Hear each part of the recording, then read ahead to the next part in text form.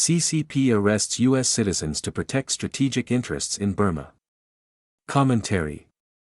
The detention of two American citizens who publicly criticized Burma's military junta and exposed Chinese influence came as Beijing sought to protect its strategic investments, rare earth supply chains, and political influence through support for the regime and efforts to shape the course of the country's civil war.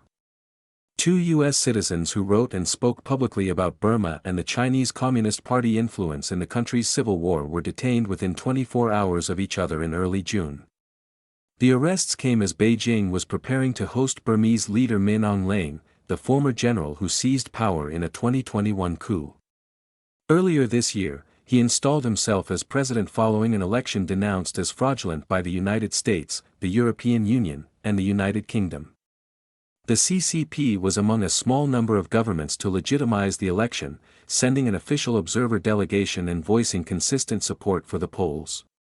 Min Zin, executive director of the Institute for Strategy and Policy Myanmar, a dual U.S. Burmese citizen, was detained on June 3 upon arriving at Kunming Airport in Yunnan Province after traveling there at the invitation of a university. A former student activist who participated in Burma's 1988 pro-democracy uprising, Min Zin later fled the country, sought asylum in the United States, and became a naturalized citizen. He previously worked as a culture editor for the Irrawaddy, a Burma-focused independent news outlet founded in 1993 by Burmese journalists in exile, before relocating to the United States. He is currently a doctoral candidate in political science at the University of California, Berkeley. China's foreign ministry confirmed his detention on June 12, stating he was suspected of espionage and endangering national security. U.S. consular officers have visited Min Zin in detention, the State Department confirmed, adding it is engaged with Chinese officials on this case. The day before the CCP's announcement, authorities in Burma detained a separate American, Adam Castillo, a former head of the American Chamber of Commerce in Burma, at Yangon International Airport after he returned from abroad promoting a book about living through Burma's 2021 coup.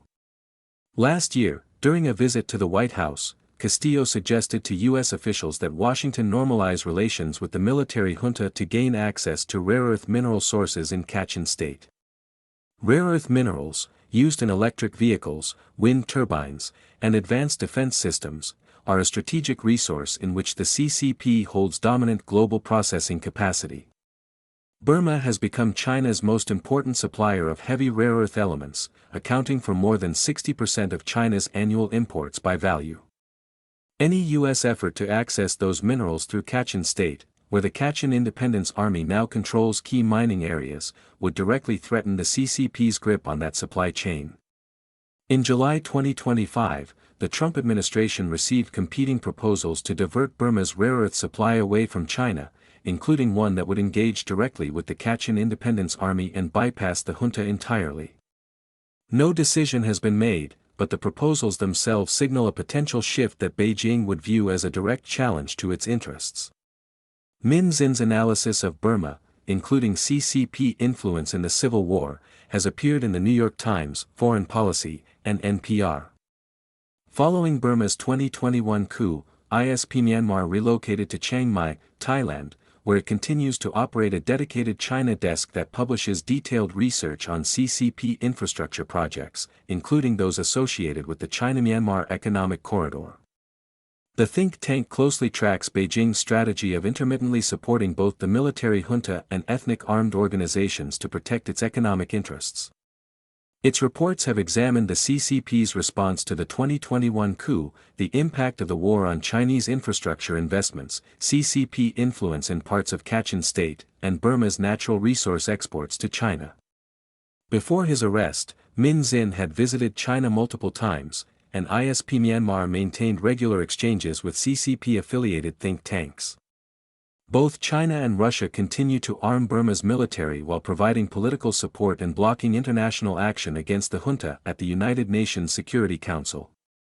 The CCP has also pressured ethnic communities along the shared border to stop supporting resistance groups, persuaded some ethnic armed organizations to enter ceasefires with the government, and in some cases encouraged them to return territorial control to the junta. Beijing also clamped down on the United Wa State Army, the largest and most powerful ethnic armed organization in Burma, seizing assets and sealing border crossings until it agreed to halt the supply of weapons, equipment, and financial assistance to ethnic armies fighting the junta.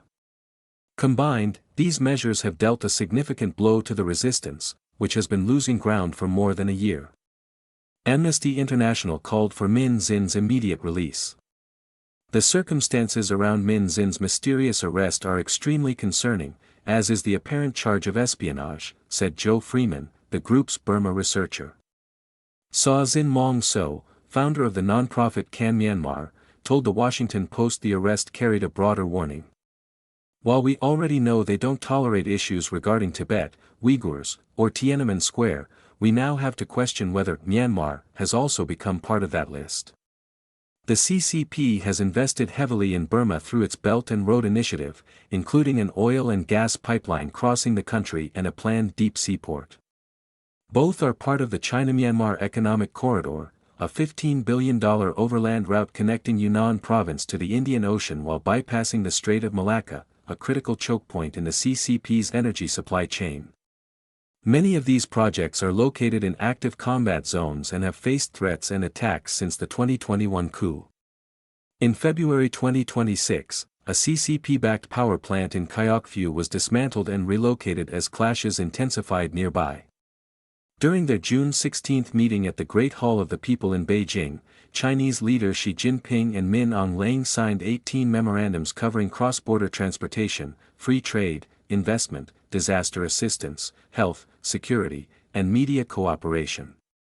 China remains Burma's largest foreign investor and most consequential strategic partner. Beijing has backed Min Aung Hlaing's government, supported its disputed elections, and brokered ceasefires to stabilize the country's north, moves driven in large part by the need to protect its investments.